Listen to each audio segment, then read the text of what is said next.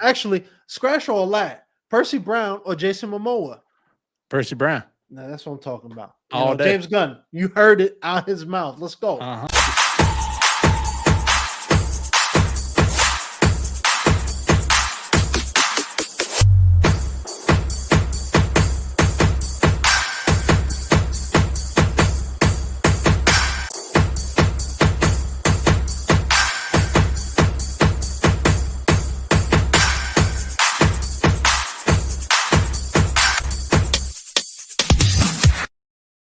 They say in order to beat a man, you have to beat the man. But of course, I am the most charismatic man. Welcome to the most overrated, underappreciated, most viewed, underviewed podcast of all time. Welcome to the Prince of Fresh Air. I'm, of course, your host, the most charismatic man. Beat that, Joe Rogan, #1 podcast coming soon. But, before we, I bring on my guests and we have a great conversation, let me just start off by saying this. I want to give my thoughts and prayers and condolences to anybody in LA who are suffering through this awful tragedy, these fires. A lot of my friends, I know a lot of them suffered losses, and, people lost their homes, their livelihood, belongings, and their life. So I want to give my thoughts and prayers out to that community. And, let's make sure 2025 is the year of not only just overcoming these type of tragedies, but also being able to rebuild and overcome these tragedies. So, let's get the pleasantries over with. Let me introduce my next guest, because he's not just an average Joe. He's a successful man in his own right. Who is he? Well, no need to fear, because the most charismatic man is here. All right. So let me give you a tale of the tape. He is a journalist for the Collider. He's a screenwriter, included in a sci-fi adventure film, The White Raven. He's a producer, and he's also the radio host show of the Shuman Show. He's an amazing, talented man. I'm glad I was able to connect with him. He's been, killing it. He's been doing it for multiple years, very successful in the entertainment industry. Please help me introduce Kris Shuman to the show. No, I'm just kidding. What's up, man? Thanks for having me on, Percy. I appreciate it, man. I always like to have an opportunity just to sit back and rap with normal people, man. And I think that you and I are going to connect in a way that I just connect with other people, man. And you have that talent too. And I it's a privilege to be here, man. So yeah, it's two podcast giants collided and making magic. So people, enough about me, because everybody knows me at this point. Let's talk about you, right? Because you're, like I said, you're successful. You have your own thing going on, and usually I start off by saying, how did you get involved in this business? But I'm gonna switch it up a little bit. I want to go away from the script.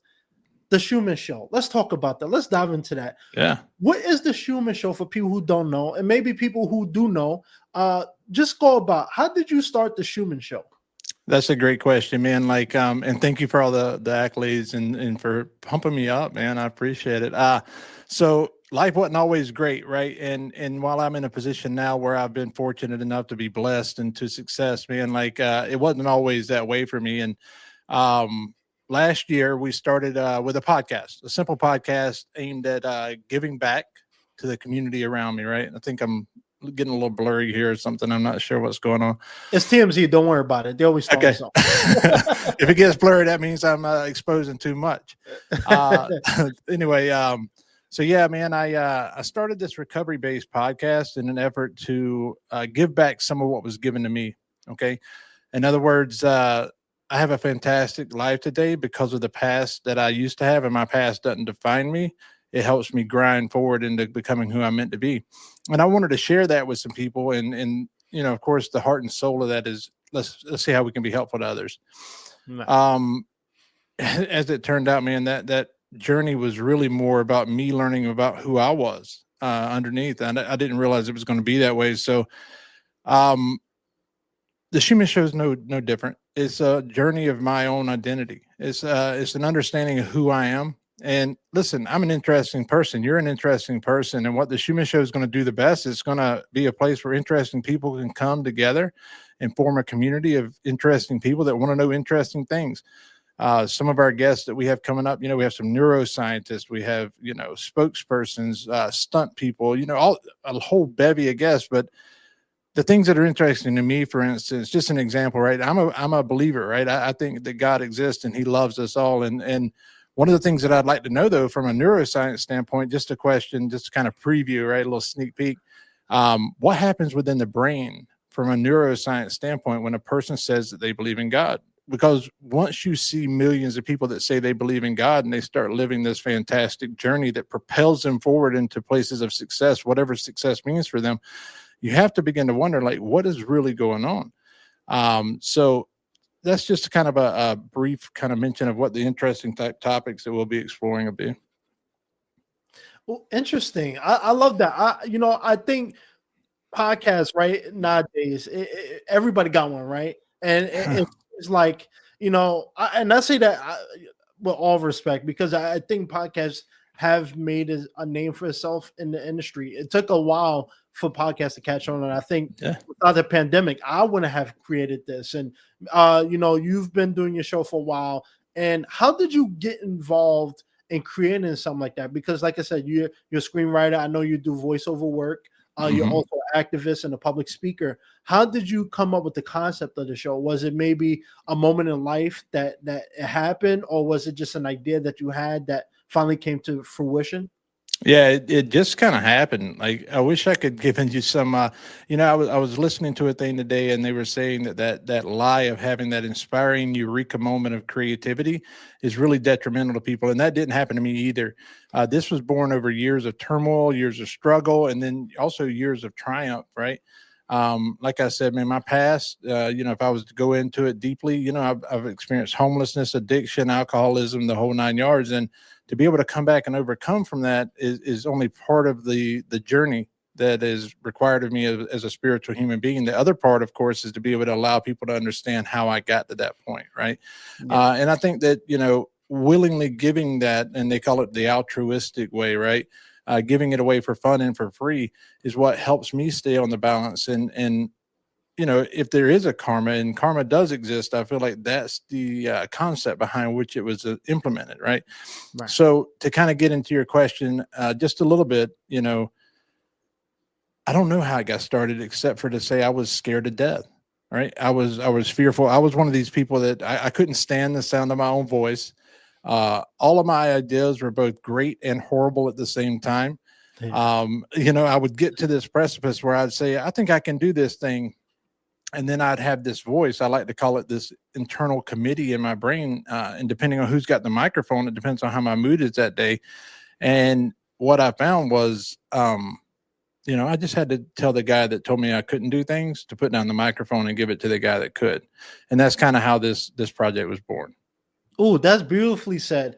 And, I want to piggyback off of that, right? Because I think oftentimes people often say sometimes the most magical moments happen when it's not planned, right? And I think if you take too much time trying to plan it, it's going to take too long for it to get off the ground, because nothing is ever going to be perfect. Yeah, that's a great question.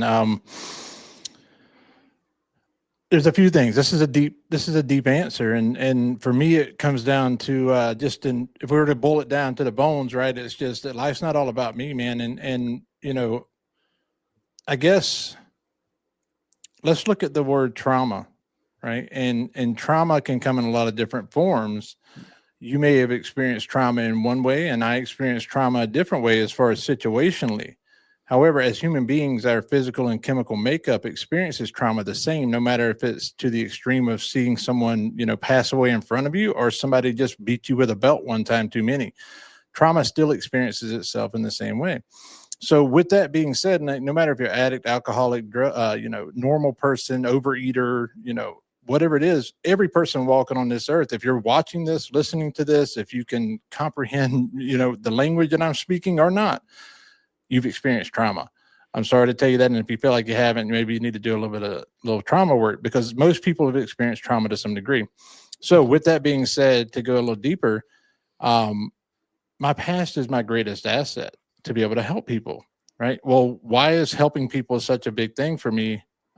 It's my purpose, right? And I'm fond of saying there's a quote that it just popped in my head one day, and it said, God will never give you passion for something he doesn't want you to use for your purpose. So for me, I'm passionate about helping people. So what other thing is there for me to point my purpose toward except for helping people? When I can share what happened to me openly, somebody listening to this today will be empowered to share what's happened to them openly. Secrets, we all have secrets. We love our little secrets, right? And Yeah. you know, we have our little secrets, and but they fester, man. They fester and they get spoiled in the dark, and it rottens the soul. You know, really, it really just, you know, rots out the soul, and we end up having this soul sickness or this spiritual sickness, and we can't understand why our lives won't turn around, and why we can't achieve this or get to that point, or just, for me, just get to sheer contentment, you know. Yeah. And sharing my experience allows someone to be able to find hope. Yeah. So Let me ask you this as a follow-up. Do you think, because oftentimes sharing can either be a therapeutic experience for someone, or it can be something that maybe opens the floodgates and it causes a little more panic and stuff. For you, is sharing your journey, your background, is this something for you that is also kind of like a therapy, like it's healing you being able to speak? Because one of the things I've learned is that when people don't have other people or a way to share their pain, that pain just festers in. So is this kind of like a therapy for you? it can be, I guess. I mean, it can be for sure. So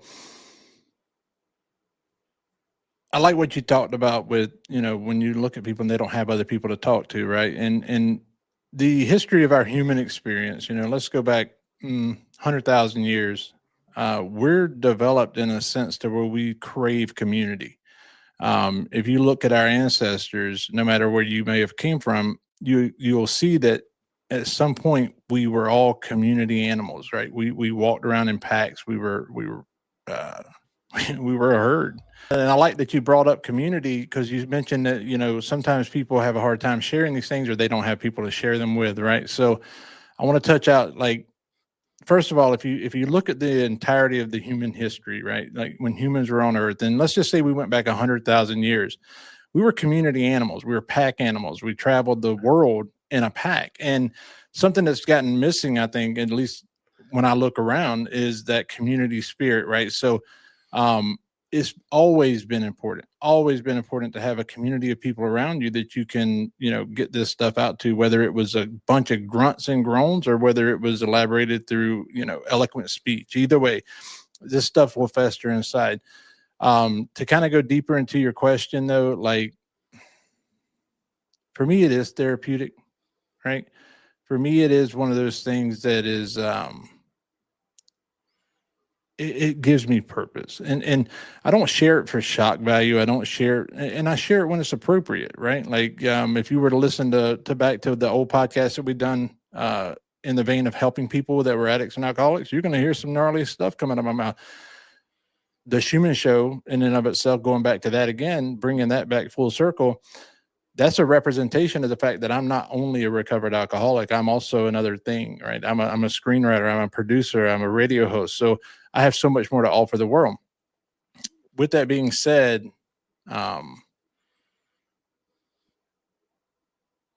sharing things is uncomfortable, right? So if someone's listening to this, and sharing things is uncomfortable, and it can cause anxiety.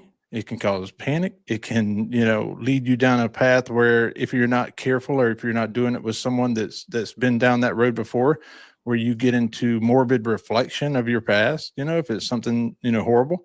So I don't recommend doing it alone. I don't recommend just sitting in a room, like, and just, you know, hashing this stuff out. I recommend having someone that has an ability to navigate trauma, right? But with that being said, my own experience has been that every time I was faced with the door of discomfort, if I could just walk through it, all of the best blessings were on the other side of that doorway. So, like, it's just this thing. When we're growing up, as a young man, when I was growing up specifically, people said, "Oh, well, you're having growing pain." I'm 6'3", 280, you know, and I was 6'3", 280 in high school. And I think in middle school, I was like, you know, 5'9", 240. And I wasn't that big, but I was like 5'9", though. You know, I had this big growth spurt that occurred between middle school and high school. And when that happens, it can be painful, right? It can be very painful, but there's a reason why they call it growing pain, right? It's Yeah. not meant to be comfortable. So if something's going on with you and you're struggling with something, man, I recommend definitely get the help you need, talk it out, let people know what's going on, and um, you know, be that light for somebody else. Yeah, it's funny when you mentioned when you was a kid, you was 5'9", 280. For a second, I was thinking you was the kid from Matilda eating the chocolate cake. Yeah, But right. I wanted to be. I wanted to yeah, be. I think we all have. I'm still like that. Come on, man. Life is Yeah. short. But let me ask you, when we're talking about trauma, overcoming things, these are, I've noticed since the pandemic, these type of nuanced conversations have done well, because I do think now we're seeing more spaces of people addressing that. So, your show is very important in that aspect. I do a serviceable job on that. A lot of times we're laughing and joking and stuff, but I think these type of conversations make a difference, right? And so for you, how do you stay motivated through all of the stuff that you've been through? Like, how do you find the strength to continue on different avenues and making ways to make yourself useful? Because oftentimes a lot of people, that trauma becomes like a weight on their shoulder, but for you it seems like something that you're happily, like Santa Claus with the bag on his back, you're holding it and you're walking through. How did you get to that point? How long did it take you to get to that point? Well, as far as how long it takes what it takes, right? There's this beautiful thing where once we start moving forward, we're no longer moving backwards, right? And you can only move one way or the other. You either going forward or you're going backwards. You're either living or you're dying. Which one you want to get busy with? And as long as you're making, I like this thought too, right? And I'll just share this with you. And this is in regard to progress, right? Because a lot of times we do want to see a time frame. I want to know when I'm going to be better. I want to know when I'm going to have the money. I want to know when I'm going to have the girl, the car, the blah, blah, blah, blah, blah. And what that is that's really just insistence, right? Like I have an insistence. I'm going to put out these good things into the universe, and then I'm going to insist that they should come to me in this way, this fashion, this speed, blah, blah, blah. Well, insistence equals resistance when it comes to matters of the universe. And at least that's been my experience. And kind of go back and swing around just a little bit, it takes what it takes. Okay. So 1% better, right? 1% doesn't seem like a lot. And if we broke down $1 bill into 1% and you see a penny laying on the ground, which is 1% of a dollar, most times people walk over it these days, right? But 1% better every day, 100 days in a row is 100% better than where you started. And I think that's one of the things that gets overlooked. So if you just get started, the rest will follow. And then secondly, like it comes easy because I'm healed, man. Like this stuff doesn't have sway over me anymore. And I can't really explain that for me personally. And I'm a spiritual guy, not a religious guy. For me personally, it's the work of a miracle through God for me. Whatever that looks like, you can call it the universe, spirit of the universe, nature. I don't care what you call it, but it's something other than me that helped me get there. Another thing too, and this kind of goes into the screenwriting, is stories, right? Like sharing aspects. Every story I write, Percy, has got a piece of me in it. Every time I write a story, a narrative, a TV show, a film, whatever the case may be, a piece of Kris ends up in there. And I think that that's beautiful. It never happens intentionally either. It's just one of those things is as I'm writing I like writing gritty, flawed characters that have enormous redemption arcs and through their journeys. And it's really weird that the redemption arc usually in some way, shape, or form has some aspect of my own redemption laced in. And I think that that's also cathartic in its own right, Yeah. Does that make sense?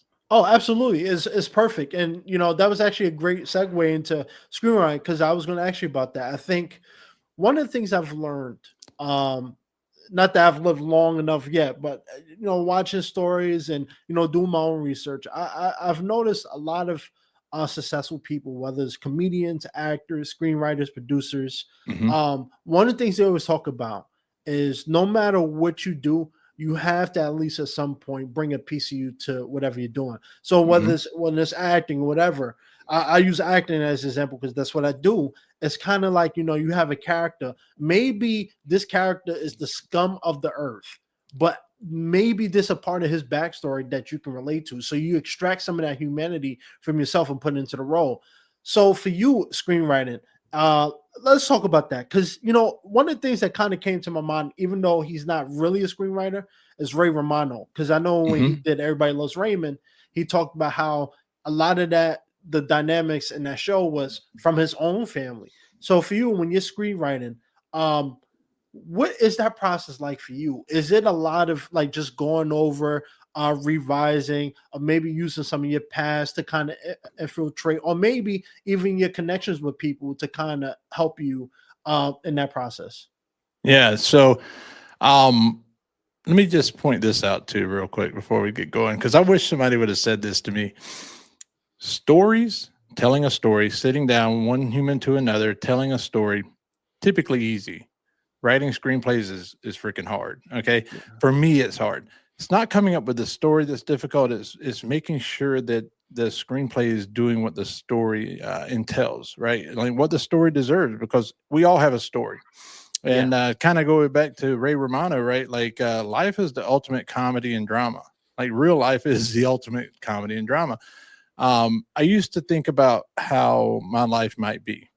And I've always liked film and TV. And I used to get super frustrated because I was like, these shows, this thing, this film, whatever, is showing excerpts of how great it is. And or maybe even a couple of moments of how bad it is. But ultimately within an hour and a half, it's all wrapped up nice and neat. And the guy gets what he wants, right? Whereas me, on the other hand, I've been wanting and striving and fighting for this thing for years, and like, I just want to live life through excerpts, and it just doesn't work that way. But pulling from those real life experiences is, I mean, that's just gold, right? It's actually like mining gold. Now, some people argue about it one way or the other that, whether there's a story in life or not. I think just about every person, everything has a story. And I got that from my grandmother. She was the family storyteller, if you will. And if you trace back, going back into human lineage again, we're storytelling animals. Like our sociology, our ability to connect with other people. There's a whole branch of anthropology that goes through lore and folklore and storytelling. So the fact that, the family dinner table used to be the center point of the home where people would get together and tell stories about their day speaks a lot to the importance of stories in human society. Right. And it's something that we're losing. It is something that I think humans in general are losing. But to take that and to be able to portray it into a place that's entertaining, it's a little more difficult than just sitting down at a keyboard, which is what I thought it would be. Because I wrote 4 novels by hand. And I never did anything with them. I just wanted to write, it was cathartic for me to just sit down and do that. And I said to myself when I got started screenwriting, I'm like, you know what? I'm not going to do novels. These are hard. They take forever. I got to do several versions of 200 to 300 pages to try to get it tight. And I'm going to do the screenwriting. This is my own thinking, my narrative. I'm going to go into screenwriting because that'd be easy. It's only 120 pages, As it turns out, the less pages that you have, the less elaboration you can go into, and you have to get far more descriptive in a shorter space. So it is more difficult in that sense to me. However, it's so much more rewarding because it really pushes the limits of what I thought I was capable of. And it gets me into a place to where, I have this duality. I have this thing to where I can be an egomaniac with an inferiority complex, even to myself. And I can type away at the keyboard and read it back and say, this is the best thing since Ernest Hemingway, wrote For Whom the Bell Tolls. And I can read it and think it's amazing. And then I'll read it the next day and say, this is shit, and just, want to delete it. And it doesn't happen all the time, but it's definitely something that I go through. And what I've learned is writing's taught me patience. Writing's taught me process. Writing's taught me progress, not perfection. And a lot of these things, I try to carry with me in everyday life. So that said, man, I absolutely love writing. It was my dream career, even though I didn't know it was. And I'm super stoked that I got involved with that. As far as the connections, I just reach out, man. I'm a connection guy. I'm the guy that if I see you standing in line in front of me at the coffee shop and I like your shoes, I'm going to say, hey, man, I love those shoes. And we're just going to start rapping and we're going to end up, getting to know each other. And that's who I am. And I come from a sales background too, and that probably doesn't hurt that I just learned that I can be comfortable talking to anybody, even if I feel uncomfortable. I hope that answers your question. Oh, you did perfectly. And I think the part you mentioned about, if you're in a coffee shop, the customer in front of you have nice shoes, you compliment them. That's one of the key things about being creative, is that sometimes the most obscure thing can, light a spark in your mind, or that creative juice in you, right? And uh, it's funny enough that you mentioned, we're talking about screenwriting, because I remember when I was in high school, I remember I wrote like this 50-page superhero novel. Yeah. And I remember that took me like 3, 4, 5, 6 months to write. Yeah. Now we're talking about, when you're screenwriting, talking about films, TV, you're talking, that's like 3 times that, a lot of pages, a lot of writing. And like you said, it's different when you're just writing for, let's say you was writing a scene for me. Now, let's say you have, 5 million people on cable TV, you have to, entertain. How do you do that? You have to extract different elements to do that writing. So let me ask you about that. Screenwriting, I think for me, being an actor, I always appreciate the people behind the scenes, because they do a thankless job. They think, when you think of actor, you think of me, Jason Momoa, who stole my role. But anyway, I digress. But people always think about the actors. They don't think about the screenwriters, the directors that often, unless they're famous. Screenwriting for you I know screenwriting is a lot of work. It's a tedious process. For you, what is that process like for you? Is it kind of like, I hear stories of people saying, I strap myself in a room, in the hotel room. I won't leave for the weekend until we get this done. Or, I need to get out, talk to people, and find different elements to kind of bring the piece together. What is your process? Yeah, I think that's a great question too, because I think the chapter of my life right now is balance, and that's the chapter that we're in.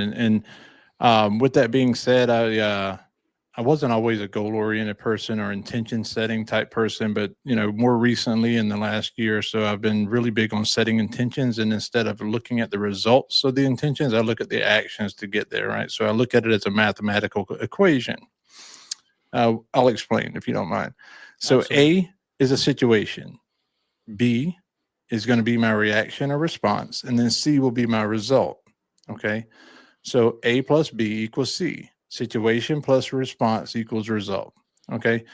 What I've been noticing lately, and this goes for, not necessarily only men, but a lot of men do this, right? Which is why I've been developing a playbook for men through the Shuman Show also. A lot of men will look at the results and say, I'm not getting the results that I want in my life. I should change the situation. So instead of, looking at the response or the action behind it, I'll say, well, I'm not getting enough money in Orange County, so I'm going to move to Los Angeles County. Right. And I think if they can change the situation, they'll change the result. Well, newsflash, gentlemen and women, situations don't typically change, because you know what? Life be lifing, right? As they say, but what I found out is that God be Godding too. Right. Amen. So, the situation is going to stay the same. If I want to change the results, I really need to change my actions. Right. When I focus on my actions, I get different results. Okay. Yeah. So to answer your question, like, I've been really intentional about the time that I set aside for the disciplines that I want to see happen in my life. Right. So I get up every morning about 5 o'clock.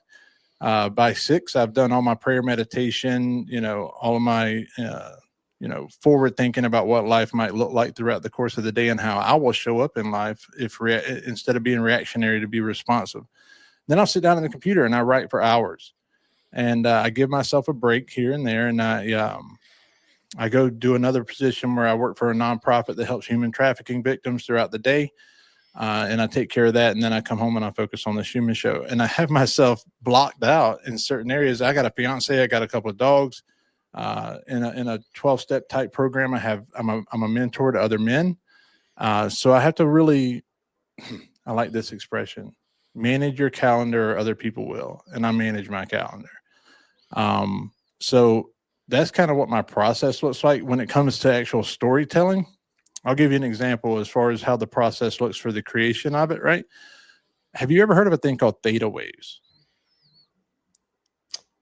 No, I don't think so.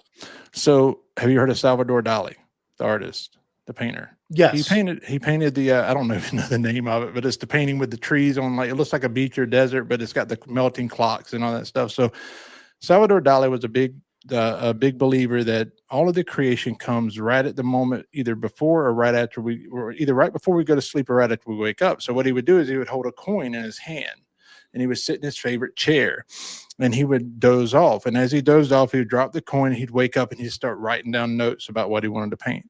And science now has discovered they call this theta waves, right? This is the moment when creation is really forming in the brain and you can like really manifest and blah, blah, blah. But one of my most passionate projects as of late that's really getting a lot of traction is a pilot for a series called What's Buried Beneath the Pines, which is, just to simplify it, Succession meets Ozark meets Yellowstone, right? So it's got that Southern Gothic vibe. And it's based around a $35 billion a year pine tree business in the state of Georgia, upon which I grew up, So that's a passionate project to me. It's gone through, 9 or 10 revisions. So, here goes the hard work that I didn't think was going to exist. And I thought I was going to be able to really sit down and write one draft or maybe two, and I'd be done. No, I think I'm in my 9th or 10th revision right now. And it's on the desk of some people that really have the authority and power to get this on the screen. And I'm excited about that. And as we continue to go through the process, the quote unquote perfect script that I believe I have whenever we decide to move forward will change again. And I can't really get attached to anything, right? My intention is to be successful. Success looks different for everybody. Successful to me is to be able to tell the story I want to tell and be able to watch it with friends and family and to make my family proud and to be proud of myself. So I can't really put a lot of insistence on how that looks, right? So I don't get attached to it. I just put the intention out and I wait for the results to come however God wants to bring them to me. Right. That's beautiful. I think it's fascinating that you do it by yourself.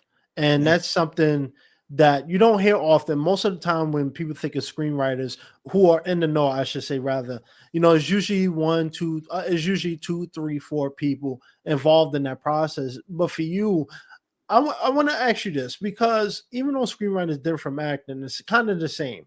Mm-hmm. Rejection is part of the business. Yes, it is. And for you, when you're putting your heart, your soul into your writing, when you hear the producers and executives, the ones that have the power to change the direction, is it hard for you when you hear criticism about your baby? Because that's what it is. It's your work. Is that something that when you get to this level, you have to be understandable and flexible in that what you might come up with may not be suitable for everybody, and you might have to hear no, we want you to go back into the drawing board, redo this. How do you keep that professional, and how do you keep that checked, especially at this point in your career? So I related to I went to culinary school years ago, and I related to cooking. Okay, you don't do this stuff for other people, right? So in other words, if I cook a meal, and you may have been to most of us have been to a high-end restaurant at least once, and you go in and they got the pre-feed meal, and you go in there and you order the 5-course thing, and that's what they have. If you don't want that, you don't go to that restaurant, right? And that chef, I guarantee he didn't cook it for you specifically. He cooked the meal he wanted to cook, and that's what you're going to eat if you want to eat it. And it's kind of the same thing with writing. I'm writing this thing because I think it's enjoyable and I like it. And I'll never turn in a piece of product that I don't feel is 100% to my best capability as of that moment. If you don't like it, then it wasn't for you, right? And that's okay. You can't make everybody happy. He who tries to please everyone pleases no one, right? So I do it for myself. I enjoy the process. And of course, rejection is part of it, right? And usually I'm no different than you or anybody else listening to this. We all want to be loved. We all want validation. That's a human trait. We all want to know that we've done good. So if I see an email that, like maybe there's a manager or a producer or somebody that's on my wish list, I want to work with this person so bad, right? And I see an email back from them, they're like, yeah, it didn't pique my interest, I do what everybody else does. I read the email, I go pout and say, I'm never doing this shit again. And then finally I just pick myself up and say, you know what? It's okay. It wasn't for them. And maybe the next project will be, but yeah, it's just, you just roll on, man. It's water off a duck's back, as they say. Yeah. But how long did it take you to get to that point, right? Because even for me in my journey, it took about, I would say about 9-10 years for me to finally get comfortable with the no's. How long did it take for you to get comfortable in that mindset? I had the added benefit that I was in a sales background. I brought it up briefly earlier. One of the things I learned in a sales background is the rule of 10. Okay. And I'll share this with you if you don't mind. So the rule of 10 says that if I go and talk to 10 people, doors, right? I go knock on 10 different doors. 1 out of every 10, AKA 10%, will purchase what I'm selling, whatever that is. That doesn't mean that it's going to be 1, 2, 3, 4, 5, 6, 7, 8, 9, buy. 1, 2, 3, 4. It doesn't work that way. Yeah. The way it works is I might get 90 no's and then 10 yeses back to back, right? Or I might get 900 no's and then 100 yeses, right? And obviously that's an extreme example. You're probably not going to get 100 yeses, but overall, the goal is I'll give you this example. I pitched a project yesterday, okay, and I sent it out to 30 people. 30 different producers, managers, et cetera, throughout the industry. And right now I'm on a 10% streak. Like initially I got 12 no's. Since then it's averaged out to 10%. And so it's that knowing that everything's aligning exactly how it should be. That 10% rule, it just makes you feel real good and it makes you kind of keep going, but at the end of the day, faith in the universe and faith that I'm exactly where I'm supposed to be. And that I had this expression that I share with the guys that I mentor. And I say, if God wants it to happen, bro, you can't mess it up. And if he doesn't want it to happen, there's nothing you can do to make it right. So that's kind of, I lean into my faith. Oh, I love that. That was a nice way of summing it up. It is definitely something that takes a long time to kind of get your head wrapped around. It's not easy. And there's people who've, actors and screenwriters who's been in the industry 30, 40 years, who's still going through that struggle of I'm not good enough, which is weird when you consider a lot of these people are majoring in movies. They're writing for major movies and directors. For you though, let me ask you, is there any screenwriters or producers or directors you want to work with in the future? Man, I'd be crazy if I didn't say Christopher Nolan, right? No. Like, I love that guy. Everything he stands for, his ability to get inside of the world. So like I said, I like to develop deeply complex and deeply flawed characters. And I like to build an immersive atmosphere for them to play in. Okay. And I use the term play loosely because it's not always fun for them, right? But I enjoy doing that. I like to build my favorite projects involve a world where the setting is as much a character as the characters. And it's almost like quicksand, where the closer they get into the setting, the further they're pulled into it. And as myself as an audience member, or either as a reader, the deeper I get into it, the more I feel immersed in that, right? And I think Christopher Nolan does that so well. And definitely him, Quentin Tarantino, without a doubt. I mean, it's all the A-game guys, right? Yeah. These guys are just awesome storytellers. Yeah, I always find it fascinating when this question, right? Because every director, every screenwriter, every actor, everybody has a different process, and it's funny that even some of the most well-respected actors don't get along with certain directors just because these styles clash. So you summed it up perfectly. So let's have a little fun, right? Let's do a little game, because I find these type of just fun interactive things to be to put you on the spot, right? So let's have some fun. So I have a list of famous directors, right? And I know you're a screenwriter, but I do think every screenwriter needs a great director and producer to come along and help them on the process, right? So you mentioned a few names. So I'm gonna give you 2 names, and you just choose which one you think suits you. All right, you ready to roll? Let's do it. Steven Spielberg or Tim Burton? Spielberg. All right. James Cameron or Ridley Scott? Scott. George Lucas or Spike Lee? George Lucas. George Lucas or Martin Scorsese? Ooh, Scorsese. Okay. All right. All right. You know what? Let's do this. Martin Scorsese. No. I got to do someone big blockbusters. Quentin Tarantino or Christopher Nolan?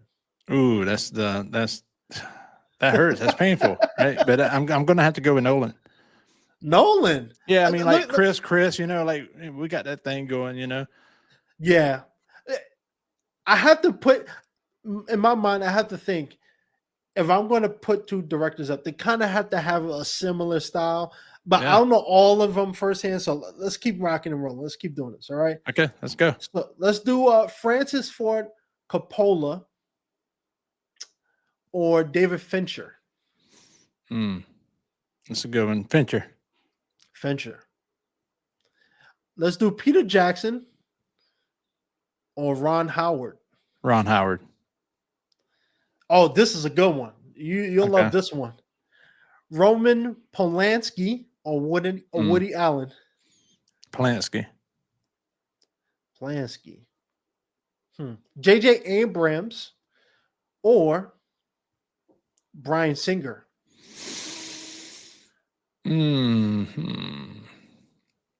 Just from a storytelling perspective, J.J. Abrams. Yeah, he's a fire choice. Yeah. Now I got to put the Giants, Zack Snyder or James Gunn. That's kind of I you know what? I'm so inauthentic right now. I thought about it for a second, but I really didn't. I went straight to James Gunn. Oh, I mean, you're not at fault. They're both wonderful in their own right. That's a hard choice. Yeah, it is. It is. Wes Craven or Clint Eastwood? So there was this movie, and of course this is before he was a director, but my grandparents, big Western fans, John Wayne, Bonanza, the whole 9 yards, and they grew up in that time. But they had a movie on VHS back in the day, and I'm aging myself there alone. But he had a movie called Hang 'em High. And we used to watch that movie over and over. And I'm a fan of Westerns, but more importantly, from just the perspective of what kind of stories I like to tell, Eastwood tells these deeply flawed characters in these deeply emotional settings. And, I would love it. Yeah, to have a chance to work with him would be amazing. Like $1 Million Baby, The Mule, stuff like that. Yeah. Clint Eastwood is someone I didn't even know he was a real major player in directing until recently. When you think of major directors, you think of the Scorseses, the Nolan, the James Gunns, the Zack Snyders. If you can have a choice, if you had top 3 choices of directors you can work with, who would you choose? Nolan, Tarantino, and Eastwood. Oof, that's a powerhouse line. Yeah, that's a big one.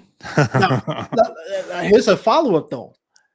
Out of all 3 you just mentioned, who do you think you feel like you can work with and blend with better? Clint Eastwood. I feel like we'd be like boys back in the day. My Clint Eastwood is what is he now? He hasn't been in his 80s. I don't know. Yeah, he's up there, man, for sure. Man, but he's still doing his thing though. He just made Juror number 2.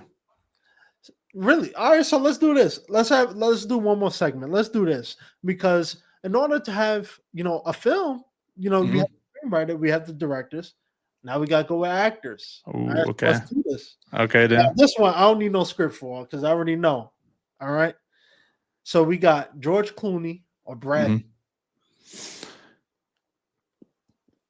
That's a good one because I'll probably go with Pitt. Denzel Washington or Will Smith? Denzel. My favorite actor of all time, easily. Yeah. Let's do Angelina Jolie or Viola Davis. Okay. She's beautiful. I mean, she's a talent. She's super talented. Oh, underrated, superly underrated. Hey. Actually, scratch all that. Percy Brown or Jason Momoa? Percy Brown. No, that's what I'm talking about. All day. James Gunn. You heard it out his mouth. Let's go. That's right.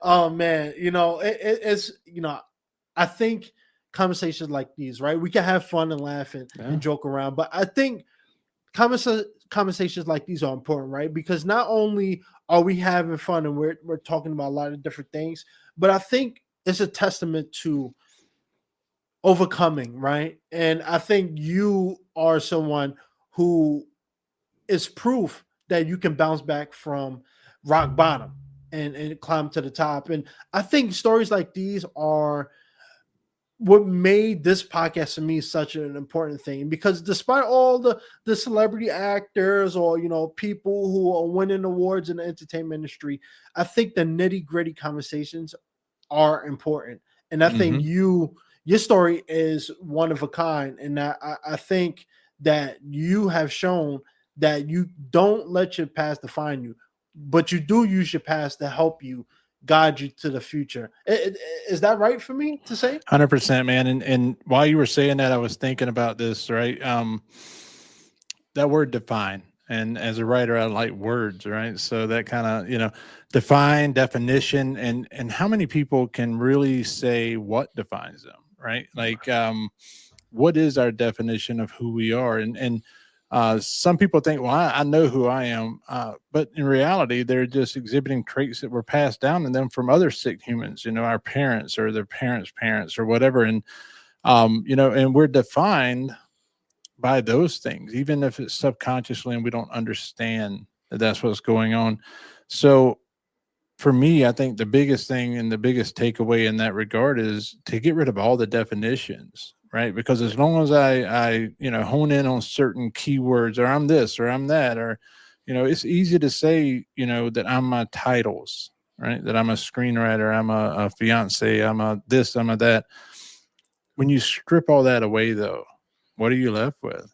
And this is a good contemplation question when you're sitting alone. And I mentioned it briefly, and thank you for pointing out everything today, man. You've been a super gracious host. And with the Shuman Show, we've developed this thing. It's called a Check Yourself Playbook, right? And it's a 90-day cycle to success, a journey to pathway to success. And so if you're one of those kind of people, and right now the men's version will be out on Amazon pretty soon. And if you're one of these kind of people that is, constantly hitting your head against the ceiling and then falling back to the ground and wondering why you can't level up to that next level, well, this journal is made for people like that, and it's made for those people that just keep going. And I jokingly always say that, everybody's looking around to see if their ducks are in a row and find out they're geese all along, or they're pigeons, it's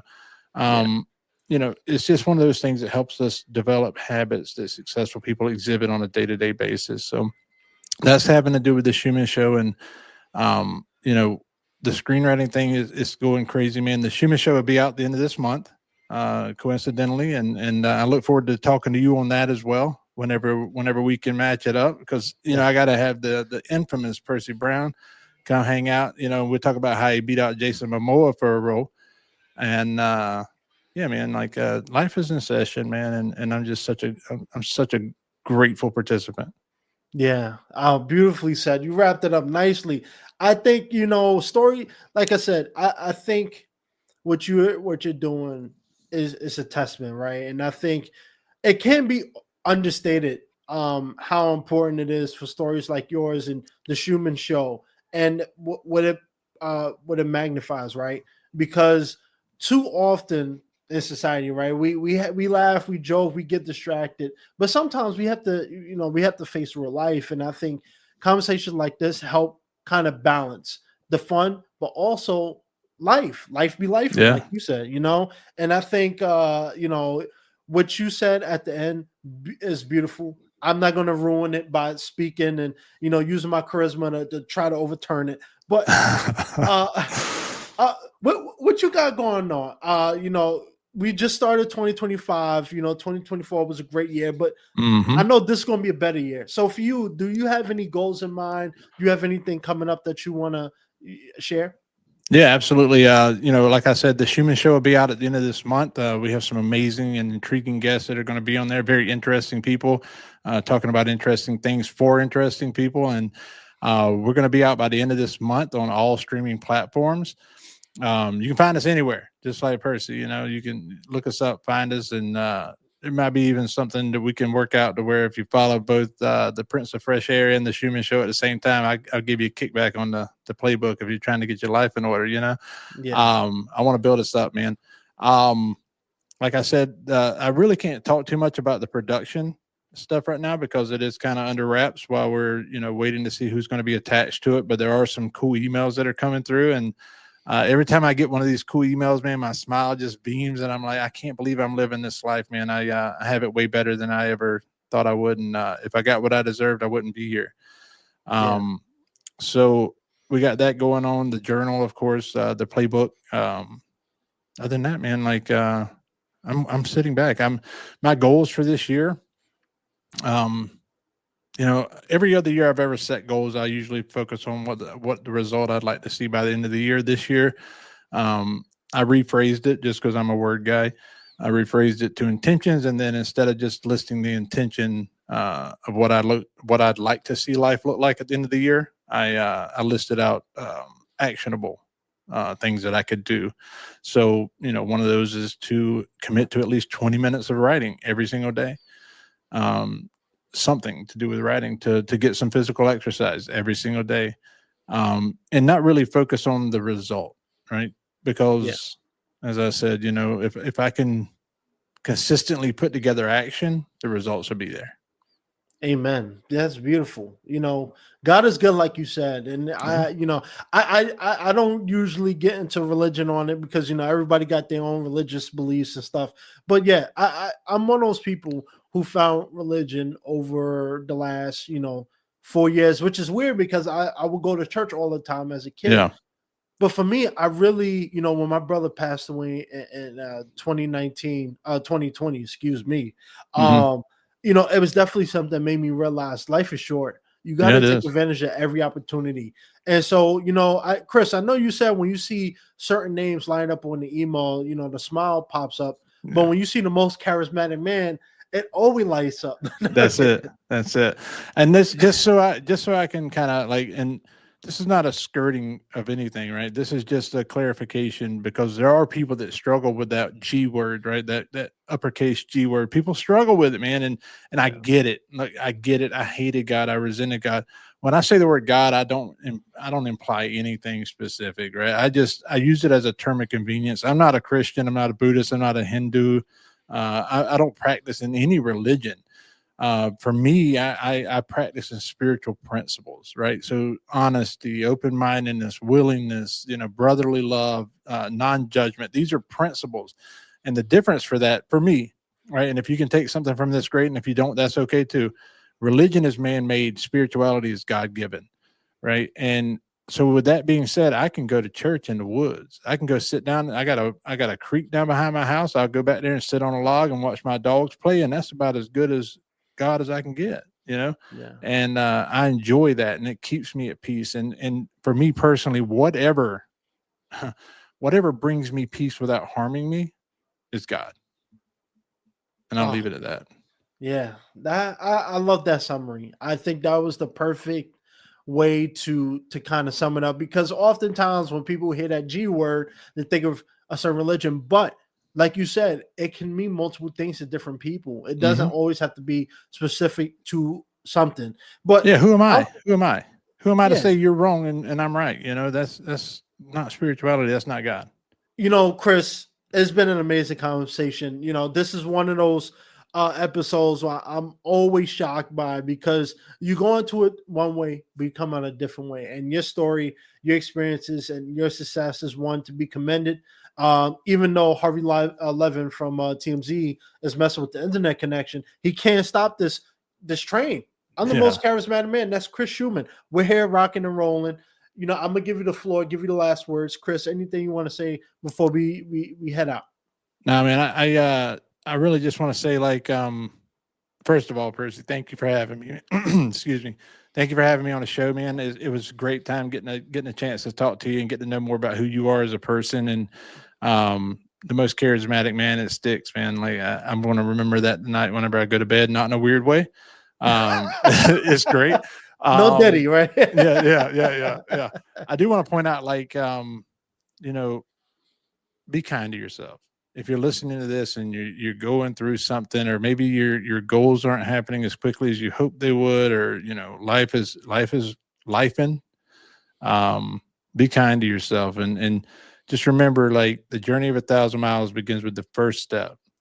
We can't make that at one time. So just as long as your feet move forward a little bit, excuse me, you're making progress, man. And that's all that can be expected of you. And, if anyone out there ever needs anybody to talk to, you mentioned earlier, people have a hard time finding people to talk to. You can certainly reach out to me on social media, the Kris Shuman on Instagram.